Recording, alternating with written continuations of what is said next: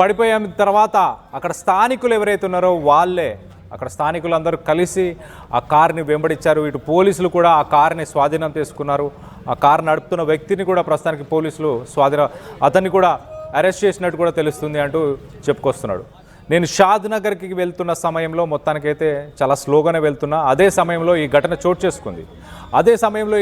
చేసుకుంది అంటూ ఇటు బాధితుడు చెప్పుకొస్తున్నాడు. తనకు న్యాయం చేయాలి, ఎట్టి పరిస్థితుల్లో తనను శిక్షించాలి ఆ వ్యక్తిని, అలాగే తనకు న్యాయం చేయాలంటూ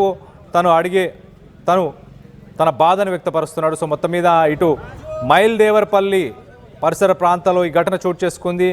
నన్ను గుద్దేసిన తర్వాత నేను 3-4 పల్టీలు కొట్టిన తర్వాత పక్కన పడిపోయినాక ఆ బైక్ని ఆ కారు అలానే లాక్కుపోయింది.